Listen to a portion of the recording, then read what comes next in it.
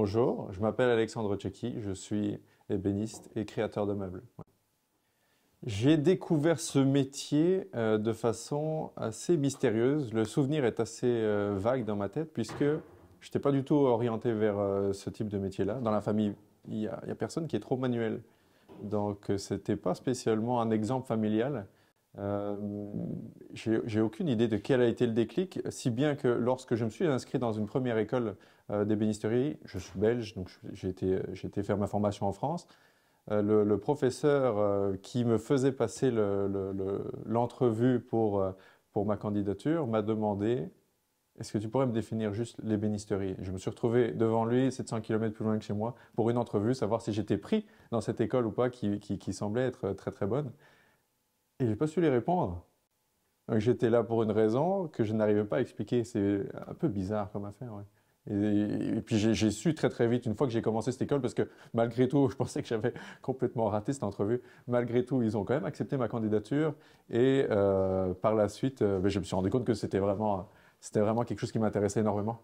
Heureusement, c'est comme un addon. Quelque chose qui me pousse par derrière, peut-être quelque chose qui s'explique pas de ce point de vue-là, ouais. C'est bizarre comme idée, ouais. Donc la formation que j'ai faite, ouais, elle se faisait en France, exclusivement en France. Comme j'ai expliqué, je venais de Belgique.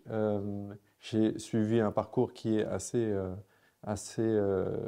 particulier, c'est le compagnonnage. Le compagnonnage en France, compagnon du Tour de France, qui est une formation qui n'est pas particulièrement délimitée dans le temps, qui date du Moyen Âge, une formation qui est très très vieille, et qui a pour but de faire voyager pour apprendre le jeune dans son métier et de passer de maître en maître en fonction de son parcours. Il va aller d'une ville à une autre, euh, une ville par année, et donc une embauche par année pour apprendre le savoir-faire de telle ou telle embauche jusqu'à peaufiner un certain savoir-faire, accumuler les différentes expériences et les différents points de vue de chaque entreprise et chaque maître pour devenir à son tour compagnon du Tour de France. Une formation qui se termine dans mon cas après 6 ans. Ce n'est pas déterminé dans le temps puisque plusieurs personnes peuvent décider euh, en fonction de leur évolution personnelle dans ce type de formation, peuvent décider de prendre un peu plus de temps. Parfois, certains vont très très vite, ils apprennent plus vite, ils ont acquis les compétences pour être compagnons plus rapidement. Mais ça prend, on va dire, en moyenne, ouais, 6 ans, 7 ans, ouais. Oh, j'ai travaillé j'ai travaillé avec beaucoup de personnes. J'ai travaillé avec 7 ou 8 personnes, en tout cas, qui devaient être, je dirais, comme globalement des référents, des gens qui ont un œil plus avisé dans l'atelier sur la formation. Bien, c'est sûr qu'on va apprendre des techniques en fonction de ce que l'entreprise elle-même propose. Donc, j'ai commencé dans le Jura, où j'étais à l'école, mettons, et j'étais en stage en tant qu'apprenti dans une entreprise à Paris, à Fontenay-sous-Bois, où ils étaient spécialisés dans l'ébénisterie très haut de gamme, mais très contemporaine, très avant-gardiste. Et donc, bon, ben, c'était des formes beaucoup plus épurées, mais des matériaux extraordinaires, euh, une délicatesse vraiment infini. C'était des produits, je dirais, vraiment on touche la perfection. C'est des produits qui sont relativement simples d'un point de vue conceptuel, très compliqués à mettre en œuvre pour arriver à un tel état de finition. Donc là, évidemment, on apprend énormément de choses. Les matériaux sont très très coûteux souvent, et c'est souvent ça qu'on met en avant, hein, une façon de mettre en beauté un matériau en particulier. C'était vraiment une façon très intéressante. Je ne sais pas si c'était pas un peu dur pour débuter dans le métier. C'est tellement exigeant qu'il y avait une énorme nervosité dans cet atelier. Donc ça, c'était très intéressant. Par la suite, je suis parti à Annecy, là où on faisait plus de l'aménagement très haut de gamme, jusqu'à éventuellement du mobilier intégré dans des châteaux, etc. Beaucoup de noyers, de chênes cette année-là. Euh, donc c'était toujours très intéressant. On passe vraiment d'un volet qui était ébénisterie, vraiment euh, l'objet vraiment très très bien fini, à de l'aménagement, quelque chose d'un peu plus grand, un peu plus large, un peu plus global. Aussi optimiser les volumes, hein, dans l'idée du mobilier intégré, c'est toujours ça. Comment est-ce qu'on peut optimiser au mieux le volume et donner une façade qui est évidemment très esthétique. C'était beaucoup plus traditionnel dans le travail, là. Par la suite, je suis allé à Orléans. Et là, j'ai travaillé dans une entreprise d'ébénisterie traditionnelle, vraiment du meuble français, essentiellement Louis XIV, Louis XV, Louis XVI, Louis-Philippe un petit peu, et un petit peu d'art déco aussi. Fabrication très artisanale, très manuelle, euh, très très très intéressante. Là, j'ai appris énormément de choses sur la technique de l'ébénisterie pure, l'ébénisterie à la française, hein, l'ébénisterie du XVIIIe siècle. Là, j'ai appris énormément de choses. C'était très rapide dans le setup. Les meubles sortaient très très vite. C'était vraiment bien optimisé pour une façon de travailler très à l'ancienne. C'est intéressant. Là, j'ai appris beaucoup de choses, vraiment. Puis je me suis dirigé vers Avignon par la suite. Et là, j'ai appris comment fonctionnaient les meubles provençaux à cet endroit-là, qui sont vraiment propres au sud de la France, au Midi, et qui ont développé, pareil aussi, je dirais au XVIIe, XVIIIe siècle, vraiment une gamme de meubles à eux, un petit peu. Très intéressant aussi. Ce qui était bien dans le sud, c'est que la nervosité était un peu moins poussée. On avait plus le temps. C'était plus la Méditerranée, quelque part. Il y avait ce côté méditerranéen où on avait le temps. On pouvait souffler. Il y avait 2 heures de pause le midi, tout ça. C'était intéressant, c'était cool. C'était vraiment bien. Que de nouveau, un autre savoir-faire. Puis j'ai été à Grenoble. Je suis parti à Grenoble, là où on faisait aussi du mobilier intégré. Il y avait une petite faction d'ébénistes dans une grande entreprise de menuiserie qui fabriquait essentiellement des fenêtres, des portes, etc. En série. Et ils avaient isolé un petit bout de l'atelier pour des commandes spéciales, etc.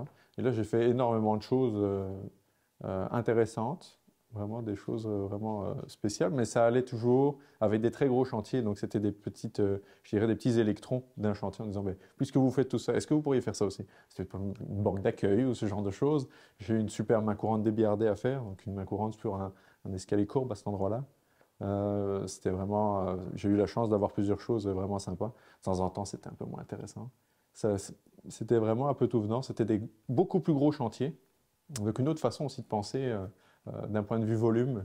Le matin, il y avait 10 camions qui partaient avec des poseurs, des installateurs, hein, qui allaient en binôme. Donc il y avait déjà 20 installateurs. Il faut s'imaginer qu'il faut les fournir, tous ces gens-là. Donc il y avait une autre façon de penser. On n'était plus dans l'ébénisterie traditionnelle du tout à cet endroit-là.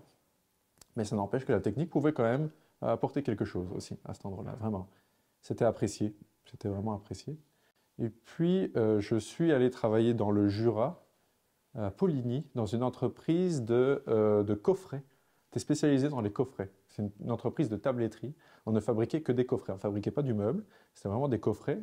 Et essentiellement pour les horlogers de Suisse, qui n'étaient pas loin. Hein, c'était des coffrets extraordinairement beaux, vraiment des bijoux, je dirais, avec des essences les plus fines qu'on pouvait trouver, hein, isolées sur des petits objets comme ça. C'était vraiment extraordinaire, c'était magnifique. C'était magnifique de travailler dans cet environnement-là. J'ai appris beaucoup de choses aussi. Après, ben, c'est sûr que c'était assez récurrent de faire des coffrets, même si c'était très fin. Je crois qu'après un an, c'était bien, parce que j'avais fait un peu le tour de la question. J'avais beaucoup apprécié les gens aussi là-bas, vraiment très sympa. Et puis je suis parti dans le faubourg Saint-Antoine, donc à Paris. Là, c'est vraiment le Saint Graal de l'ébénisterie. C'est là où Henri IV à l'époque avait rassemblé les meilleurs ébénistes de l'Europe. C'est d'ailleurs pour ça que l'ébénisterie à la française est extraordinaire, c'est qu'à un moment donné dans l'histoire, on a rassemblé les meilleurs ébénistes à un seul point pour faire des meubles extraordinaires. Et donc c'est souvent ceux qu'on voit, je sais pas, à Versailles, etc. Tous ces meubles de grands maîtres. Et on se rend compte que les grands maîtres ont toujours des noms qui ne sont pas typiquement français à cette époque-là. Reisner, Eben, enfin, c'est tous des noms qui ne sont pas particulièrement français, il y en a aussi. Et c'est parce que les meilleurs ébénistes d'Europe, en tout cas, étaient rassemblés à un même endroit pour accumuler tous les savoir-faire et faire des meubles extraordinaires. Et là, on a la quintessence. Hein. Pour l'ébéniste, le 18e, le Faubourg Saint-Antoine, c'est extraordinaire. Et j'ai travaillé dans une entreprise vraiment très, très, très âgée, où j'étais contremaître assez vite. Et là, on fabriquait vraiment du meuble de style, des copies conformes de style de grands maîtres qu'on envoyait dans le monde entier. C'était des meubles, ouais, ça c'était vraiment du meuble exceptionnel, vraiment. Très marqueté, très travaillé, très ornementé, ouais, vraiment les meubles comme on peut s'imaginer dans les châteaux, etc. Ouais. Puis j'ai travaillé jusqu'en 2017, j'ai travaillé 5-6 ans là-bas, et puis je suis venu ici. J'ai été embauché par Ébéniste d'Art. À ce moment-là, je ne suis plus sur ma formation, évidemment. Je suis, sédentaire, comme on dit dans la formation, mais je choisis un peu plus ce que je veux faire, mettons. Et sur un coup de tête, on décide de déménager ici et puis de travailler ici à Saint-Bonaventure dans une entreprise qui s'appelle Ébéniste d'Art, donc ça tombait quand même bien. Parce que je cherchais du monde et puis voilà, ça a fonctionné jusqu'au moment où je me suis mis à mon compte et puis je développe davantage le meuble, puis l'aspect artistique, là où Ébéniste d'Art fait des choses magnifiques, mais c'est beaucoup plus du mobilier intégré, spécialisé dans les très très belles cuisines, etc. Ils vont prendre des grandes maisons et puis éventuellement meubler l'entièreté de la maison sur des plans d'architecte, etc. Tout en mettant chaque fois une belle touche, l'aspect artistique du meuble, etc. Ça m'intéressait davantage, du coup, bon. On continue à travailler quelque part ensemble, dans le même environnement, on continue à échanger beaucoup. Et ouais, c'est bien, c'est bien.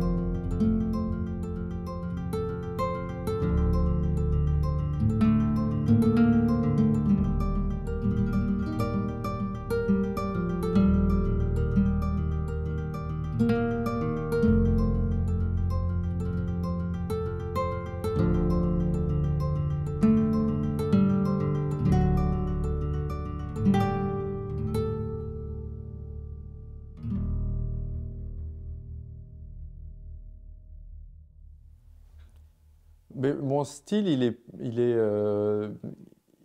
est plutôt la synthèse de toutes ces choses que j'ai pu rencontrer. Et c'est certains détails que je vais aller piocher par-ci par-là, parce que je ne suis pas sûr qu'on puisse être encore aujourd'hui un créateur 100% créateur. Il y a beaucoup trop de choses qui ont été faites qui nous influencent, et on reprend des caractéristiques de certaines choses pour en faire un projet personnel. Ça n'empêche que jusqu'à combien de pourcents, mettons, on est créateur de meubles, hein? C'est intéressant, surtout quand on a été influencé par les styles. Moi, j'ai baigné énormément là-dedans. Euh, donc, mon style à moi, il est la synthèse de ce que j'estime être beau et quelle est éventuellement la prochaine étape de l'ébénisterie. De façon très humble, hein, mais 18e, 19e, 20e siècle. Il y a une certaine continuité des choses dans le beau meuble, dans la beauté des choses. Euh, le- les courants passent, mais les valeurs sont quand même systématiquement les mêmes. L'esthétisme évolue, mais le goût du détail, enfin, tout ce qui fait qu'un meuble était beau au 18e l'est toujours aujourd'hui et le sera probablement demain. Alors la seule chose qu'on peut éventuellement faire, c'est comment être, je sais pas, la marche suivante de l'escalier de l'ébénisterie.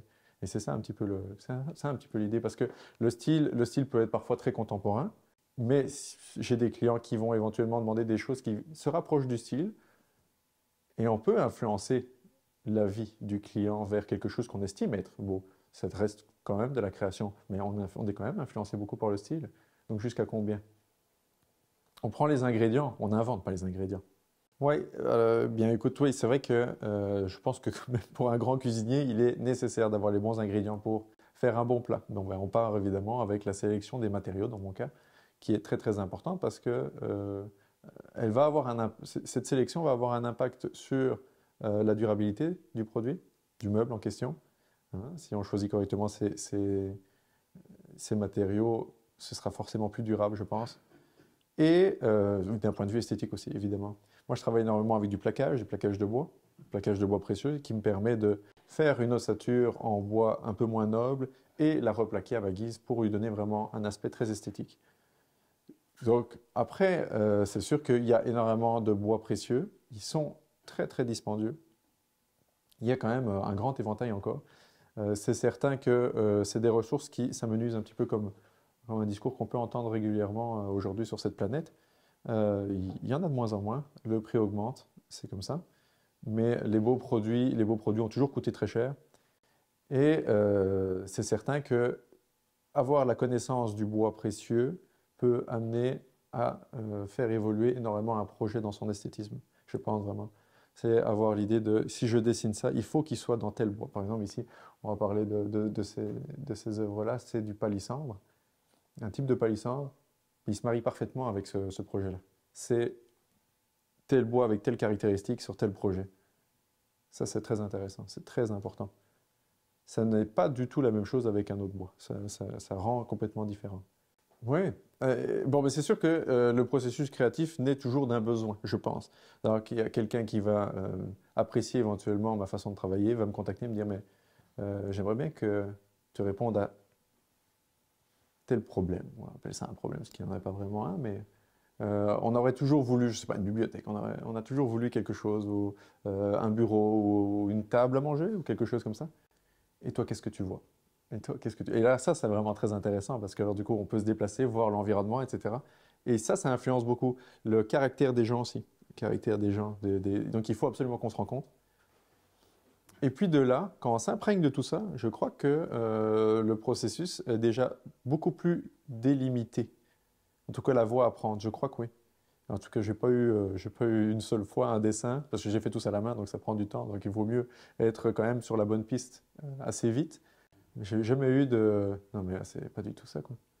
Ce serait vraiment embêtant, ce serait vraiment embêtant. Ça peut arriver, je suis jeune, ça peut encore m'arriver vraiment. Mais heureusement, c'est pas encore produit vraiment. Il faut comprendre aussi que le produit, quel qu'il soit, va chez quelqu'un. Et ce quelqu'un doit vivre avec. Donc il faut qu'il y ait un certain reflet avec le client. Il faut que ça lui parle à lui avant tout. Et donc quelle est la part de je le fais pour lui et je le fais pour moi.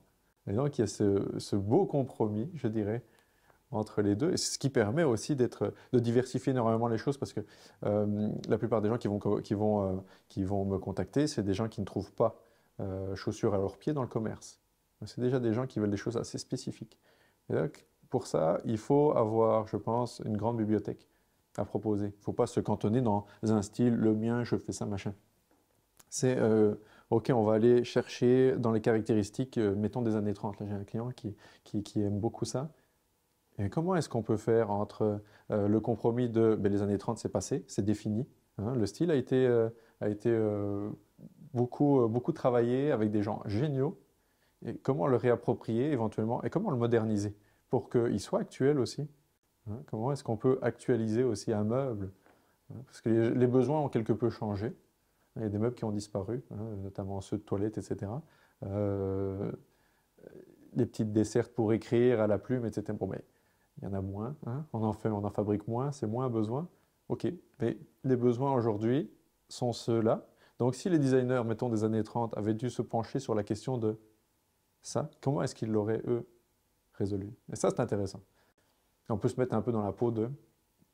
Ça reste de la création, c'est sûr que il y a toujours ce compromis-là. Et donc on tourne un petit peu entre ces trois points-là. Qu'est-ce que le style exige auquel on ne peut pas trop déroger quand on est dans une époque assez concrète, hein, qu'est-ce que le client veut et qu'est-ce que je suis capable de peaufiner moi là-dedans? Qu'est-ce qui me reste comme part de création pure? Et en fait, il y a toujours le compromis à faire pour que ça se passe bien et ça marche, ça fonctionne toujours. Donc, dans la matière première, entre ce que l'ébénisterie traditionnelle exige, qui était beaucoup de bois franc, etc., et puis aujourd'hui, les matériaux qui ont évolué, je pense qu'il faut parfois se tourner quand même vers l'évolution des matériaux parce qu'ils sont beaucoup plus stables et on a une différence hygrométrique, notamment au Québec, qui est très importante.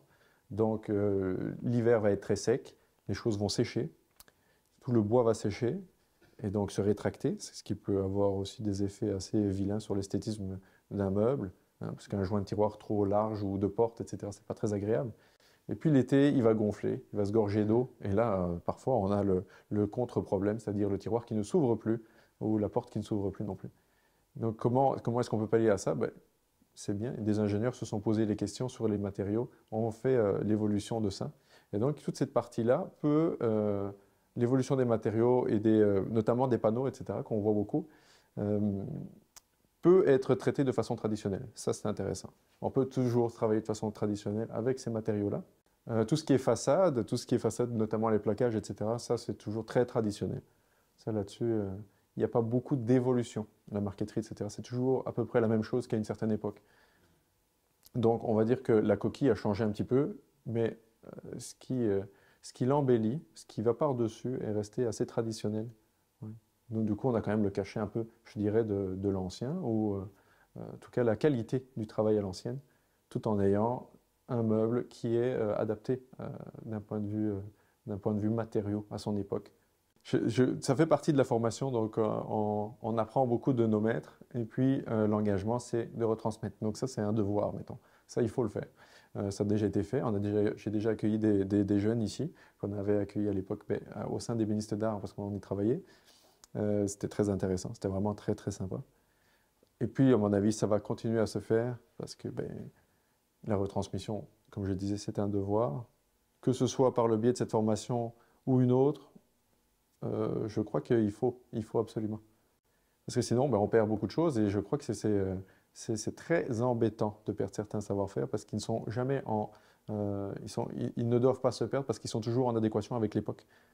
Il y a toujours des choses qui sont adaptées à notre époque. Peu importe que ça ait été fait au XVIIIe siècle comme ça, il y a, mettons, 10 ou 15% du setup de l'époque qui va être encore très cohérent aujourd'hui. Et éventuellement qui peut être discuté et critiqué, mais ça nourrit la réflexion, au moins. Je vois que je ne manque pas de travail, donc il y a toujours une sensibilité à ça. Il y a quand même une grande sensibilité à certains savoir-faire. C'est toujours bon à prendre. Et c'est sûr que s'il y a du coup du travail là-dedans, il y a des raisons aussi de former quelqu'un à. Parce que si on est le dernier, si je suis le dernier, à quoi bon? Il vaut mieux pas embarquer quelqu'un là-dedans en disant je vais t'apprendre, ça va prendre longtemps, ça va prendre au moins 10 ans d'apprentissage pour se retrouver à finalement faire autre chose, sinon mourir de faim, c'est pas intéressant. Donc là, c'est éventuellement cohérent. Oui, il faudra vraiment retransmettre et avoir du monde.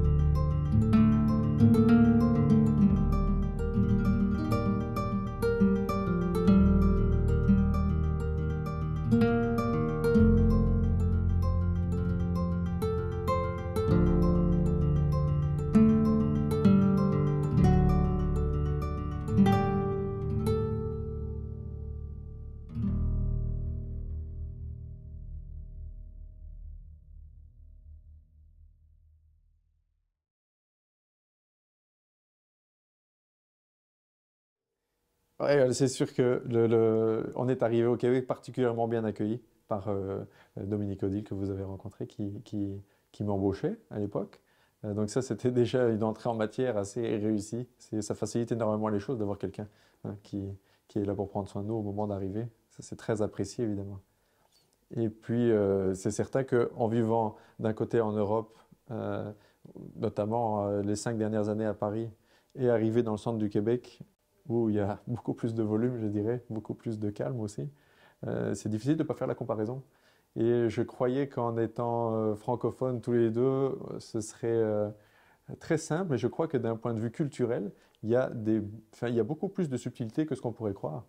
Il y a beaucoup de codes ici qui sont très fins et qui demandent à celui qui arrive d'être attentif, d'être observateur et surtout d'écouter plus que de parler. C'est sûr, ouais. Je crois que j'ai appris beaucoup de ça, c'est certain.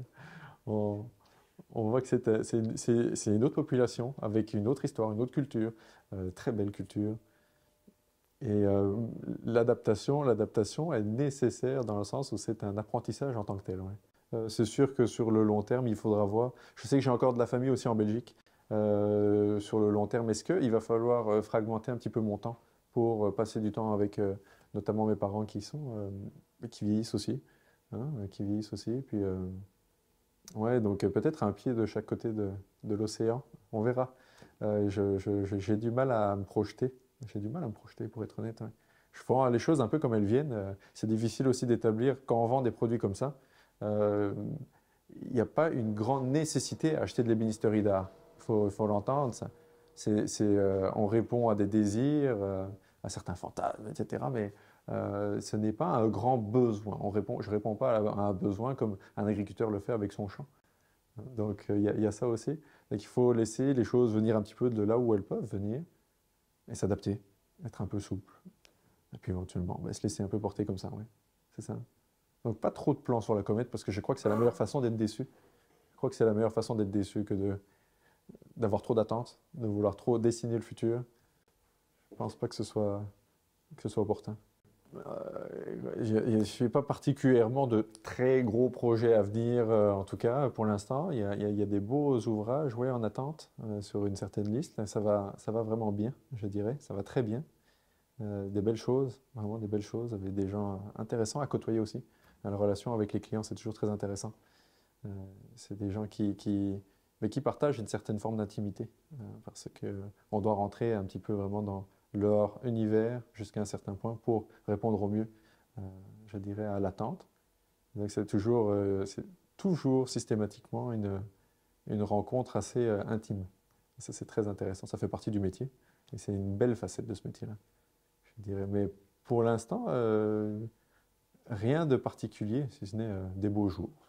Une belle vie. Pour l'instant, c'est ça.